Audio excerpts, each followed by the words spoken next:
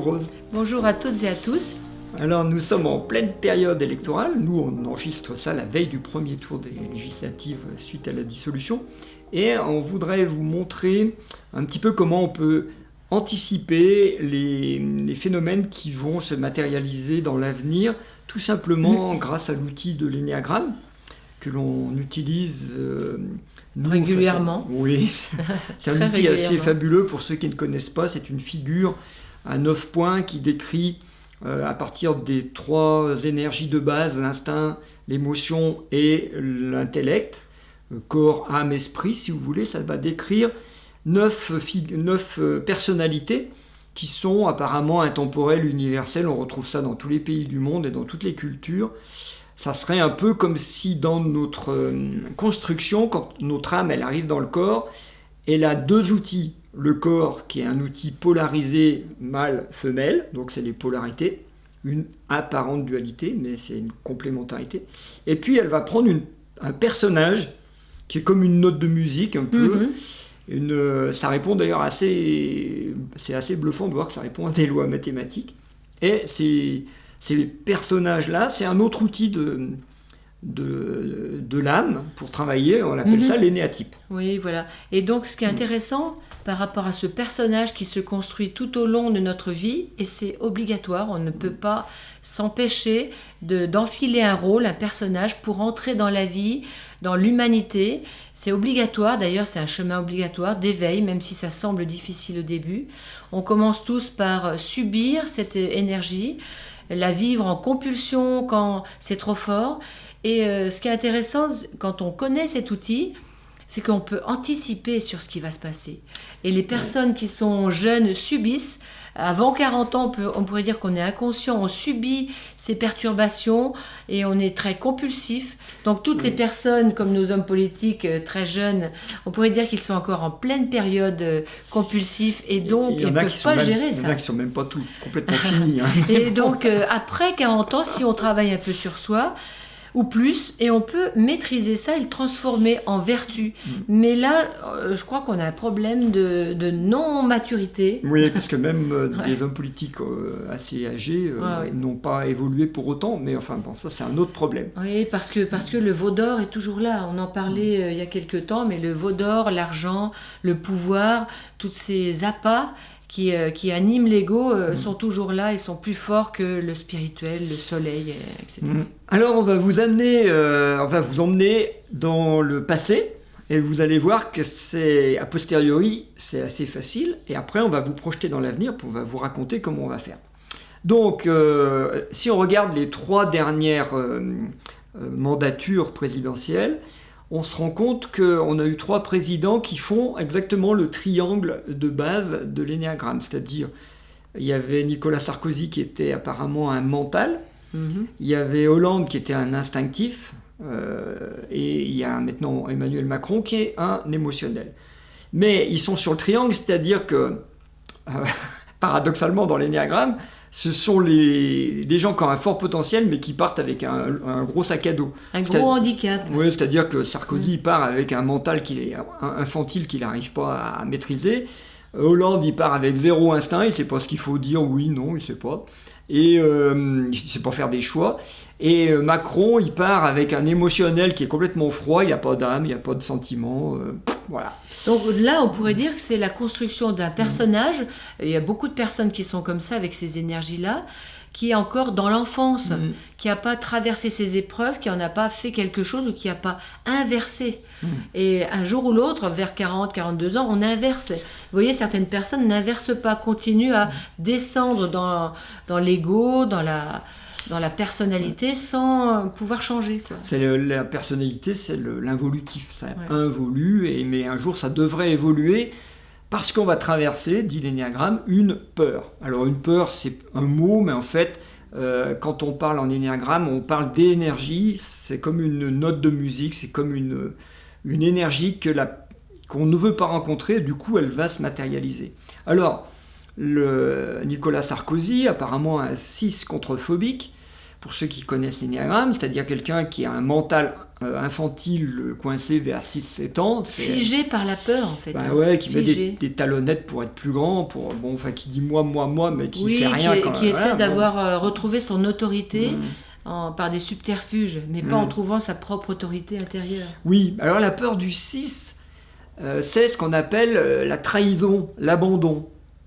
Et qu'est-ce qui s'est passé depuis l'élection de Nicolas Sarkozy? Le camp politique qu'il représente, qu'on appelle maintenant les Républicains, n'a pas arrêté de se trahir et de s'abandonner les uns les autres. Bon, on l'a vu avec l'épisode de Fillon et Juppé, mais il y a les pots de banane pour empêcher Juppé d'arriver au deuxième tour, des trucs au deuxième tour, d'arriver dans l'élection, la primaire qu'ils avaient fait. Là, on vient de voir Ciotti qui part, qui abandonne, qui trahit son camp pour aller avec Le Pen. C'est que des trucs comme ça, c'est que des coups fourrés. Et on pourrait dire, tiens, l'énergie que Nicolas Sarkozy a imprimée dans son camp continue de faire ses petits parce que on n'a pas conscientisé la peur, l'énergie qui était là, et ça continue. Et il n'y a pas eu de leader qui est venu réimprimer sa marque dans ce camp-là. Donc ça continue. Voilà, on pourrait dire une peur, c'est un peu comme une rétraction. Tout le monde est resté petit, dans cette énergie de petit qui essaie d'être grand. Et c'est le problème. On essaie d'être grand, on fait semblant, mais tant qu'on n'a pas trouvé sa grandeur à l'intérieur, en fait, c'est à l'heure, c'est faux. Ouais. Donc, amis républicains, du Parti des Républicains, si vous écoutez cette vidéo, méfiez-vous, vous risquez de trahir ou d'être trahi, parce que c'est dans l'air, l'énergie de votre parti depuis l'histoire de Nicolas Sarkozy. Parce qu'on est toujours resté un peu là-dessus. Alors après, on a eu un mandat de François Hollande, comme tout le monde rigole quand on parle de François Hollande, mais il a fait une mandature, et le point 9 de l'énéagramme, le point instinctif congelé, qui est anesthésié, qui sent rien et qui ne sait pas trop faire ses choix, qui ne veut pas, en fait, la peur du 9, c'est la peur de la séparation. Il ne veut pas trancher, ne veut pas dire oui, non, c'est ni oui ni non, on ne sait jamais trop sur quel pied danser. Donc il dit oui à tout. Il dit oui, puis après il dit non, mais enfin bon, c'est en pas fait, trop. Le 6 aussi, il dit oui, et après il regrette parce qu'il a dit oui pour faire plaisir, pour l'autre, par peur de l'autorité, et donc il s'est trahi. Et le 9 fait la même chose, mais pas pour les mêmes raisons. Ouais, le 9, c'est la peur de la séparation. Et qu'est-ce qui s'est passé pour le camp socialiste pendant la mandature de François Hollande? Et ils s'en sont jamais remis depuis. Ça a été une séparation à tous les niveaux. C'est-à-dire que du temps de François Hollande, lui, il était le spécialiste des synthèses. On faisait une convention du parti, il n'y avait personne qui était d'accord, et Hollande, qui était j'allais dire le syndicat, le patron du syndicat, comment on appelle ça, le chef, oui, le secrétaire général du Parti socialiste, il faisait en fin de convention une synthèse où il n'y avait pas de séparation, où tout le monde était d'accord, on prenait un peu à droite, un peu à gauche, et top, tout le monde était d'accord. Et ça aboutit au contraire, c'est-à-dire que ça va faire éclater le mouvement. Mélenchon est parti, tout le monde est parti en vrille. Oui, parce que ça étouffe tout le monde. Il n'y a plus de libre arbitre, il n'y a plus de... Chacun doit dire ce qu'il est, vivre sa particularité, et quand on met tout le monde dans le même moule, avec la même direction, un jour ou l'autre, ça explose, c'est impossible. Donc ça fait des séparations, donc ça va faire de la division. Et le Parti socialiste ne s'est jamais remis de la mandature de François Hollande, parce que comme il a eu le pouvoir, eh bien en fait, ça a donné la conséquence, c'est-à-dire des séparations. Et le parti actuellement est incapable de retrouver un leadership parce que ça continue à se tirer à diviser, à séparer. Donc, les gens qui écoutent, eh bien, regardez ça, il y a un petit problème. Et puis, bien sûr, la mandature actuelle, celle d'Emmanuel Macron. En fait, lui, on termine le triangle, on est sur un 3 émotionnel qui est un émotionnel congelé, c'est-à-dire que c'est quelqu'un qui est dans l'image, qui joue des personnages. Il est avec quelqu'un, il joue un personnage, il va vers un autre. On appelle un peu le caméléon, mais il n'a pas... Il est acteur, mais il est acteur sans le vivre avec son âme. Donc c'est un acteur joué mentalement en imitant les autres, Et donc ça se sent. Oui, alors ça donc, ne nous touche pas en fait. Il joue des personnages, mais l'habit ne fait pas le moine. Derrière, on ne sait pas trop ce que c'est. Enfin, derrière, c'est un peu froid. Et donc, la peur du 3, de l'énéatype 3, c'est le rejet. Il fait ça, il fait le caméléon pour ne pas être rejeté. Et qu'est-ce qu'il va obtenir ? Du rejet. On obtient toujours notre peur. En fait, notre peur se réalise toujours. Oui, et donc on regardait encore une émission hier où il y avait un commentateur qui disait on n'a jamais vu un président être autant détesté, autant rejeté. C'est-à-dire que des gens, c'est la veille du premier tour, il y a des gens qui vont voter extrême gauche ou extrême droite parce qu'ils ne veulent plus entendre parler d'Emmanuel Macron, quoi qu'il en coûte. C'est-à-dire il est tellement rejeté qu'il ne peut plus sortir, il ne peut plus rien faire. Partout, il est sifflé, hué, etc. Parce que, en fait, c'est ce 3 qui n'a pas évolué et qui reste congelé. Là, il n'y a pas de lien. Donc, le lien, s'il n'y en a pas, on l'oublie, on a espéré. Voilà, c'est pourtant, le 3, c'est porteur d'espoir. Et bien, lui, en tant que 3 qui n'a pas bougé au niveau de l'âme, l'espoir, il n'y en a plus, mais c'est comme ça. Et donc, les gens se tournent, le rejettent, le laissent parce que non, l'espoir, avec lui, c'est sûr que c'est fini. Oui, c'est sympa de parler de l'espoir parce que là, s'il évoluait, mais pour le moment, on vit le rejet. Alors, ce qui est intéressant, c'est de voir que, effectivement, c'est un parti qui est rejeté, donc du coup, tous les gens qui se présentent sous son étiquette ne veulent même plus mettre sa photo. Et on va voir un effet, c'est comme il est président de la République, en fait, la France va subir le même sort que son président. C'est-à-dire que si vous allez en Afrique, l'Afrique a rejeté la France pendant les mandatures de Macron, chose qu'elle n'avait pas fait malgré toute la politique française désastreuse depuis Chirac, Mitterrand, avant, etc. On a toujours été pas très bien vu en Afrique, mais alors là, on est carrément rejeté. Et on est rejeté avec une notion de dégradation, de salissure. C'est-à-dire que Emmanuel Macron, c'est quelqu'un qui veut paraître blanc, le chevalier blanc, pour ne pas être noir. Parce que le noir, on le rejette. Et bien en fait, on obtient exactement le contraire. On est rejeté et on est sali. Et c'est un président qui est très sali dans les vidéos. D'ailleurs, qui a eu envie aussi de salir le peuple, avec des mots qui n'étaient pas très élégants. Et moi, j'aimerais bien qu'on aborde juste rapidement, pour redonner un peu d'espoir, quelque chose, une lumière. En fait, ces 3 énergies incarnées par Nicolas Sarkozy, François Hollande et Emmanuel Macron, qui sont des énergies très compulsives, très enfantines, on pourrait dire, mais pas encore matures. Si elles se manifestent en France, c'est qu'on est capable, quelque part, de les transformer en nous. Si on les voit en eux, c'est qu'on les a en nous. Et donc, si on les a en nous, il faut s'occuper de soi et les transformer. Parce qu'au niveau mental, en fait, chez Nicolas Sarkozy, ses peurs, sa peur d'eux, en fait, ça peut se transformer en une vertu qui s'appelle la foi. Et donc, il faut le courage et la foi, il faut qu'on garde ces énergies en nous et pas plonger dans ce qu'on nous promet, un affrontement, les Français vont se liguer les uns contre les autres. Il ne faudrait pas du tout, parce que là, ça serait continuer à plonger. Et, à condition de ne plus avoir un mental infantile. Voilà, c'est ça, il faut être lucide. C'est pour ça que cette vidéo, elle est importante. Écoutez bien. Restez tranquille, observez ça, restez dans la foi que si on vit des épreuves, on remonte toujours. Ça, c'est obligé. Et donc, on vit quand même 3 épreuves difficiles pour la France. Les 3 sur le triangle de l'énéagramme, donc le triangle de vie. Celui de François Hollande, c'était l'amour. Oui, normalement, il pourrait être dans porteur l'action essentielle, on appelle. C'est-à-dire, ça pourrait être quelqu'un qui aurait pu dire ce qui est essentiel, c'est de faire ça.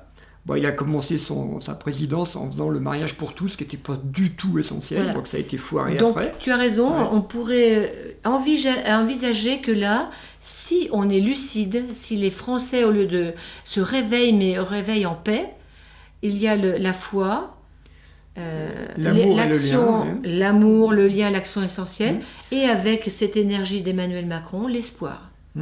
À condition toujours d'arrêter de jouer des jeux de théâtre et d'être sincère au niveau de son émotion, ce qu'on appelle la sincérité émotionnelle. Donc ces 3 énergies sont présentes puisqu'on les voit en négatif. elles sont là, elles nous attendent. Donc ne plongeons pas dans la main tendue, allez-y, affrontez-vous, disputez-vous comme dans la cour de récréation.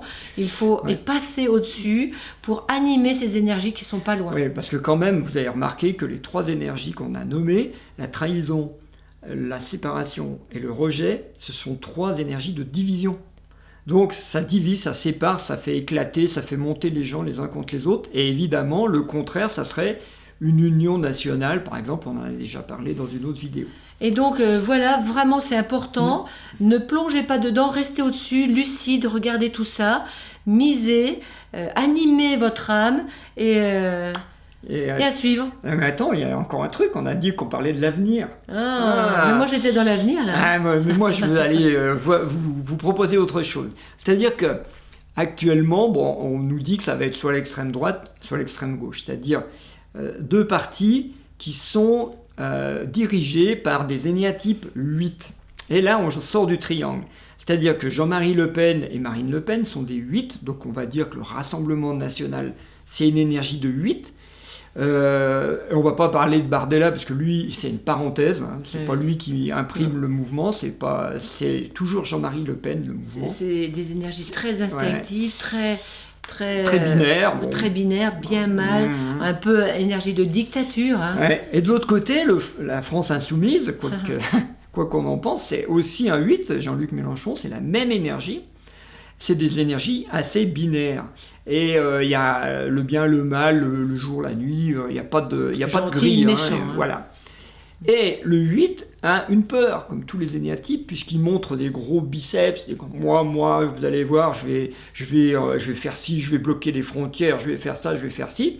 En fait, il fait ce qu'on appelle le fort. Il montre qu'il est fort, qu'il a des gros muscles, il a une grande gueule, comme on dit, Mélenchon, il a une grande gueule, etc. Et Jean-Marie Le Pen aussi avait ce même truc. Et en fait, ça cache une peur.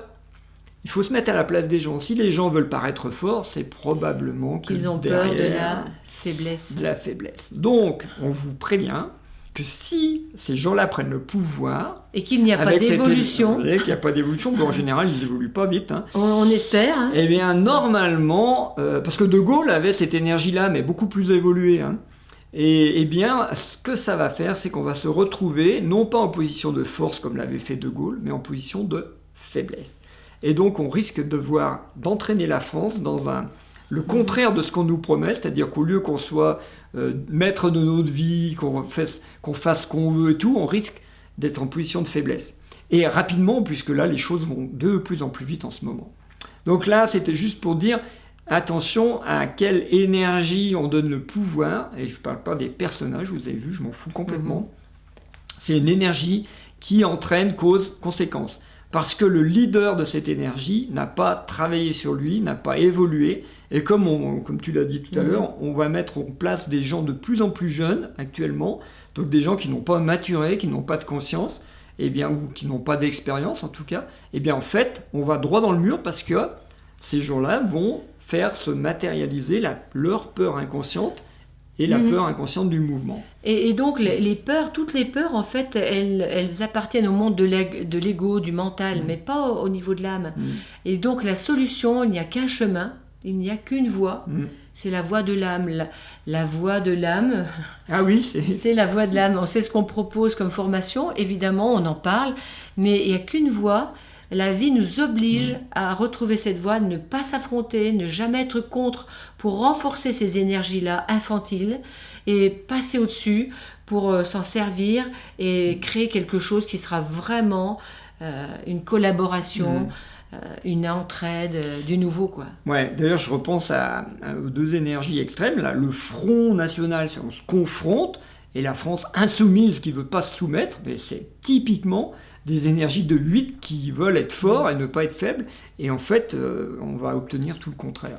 Si on n'est pas vigilant, je veux rester sur une note positive, mais oui Gilles, parce qu'il n'y a que ça qui permet de changer.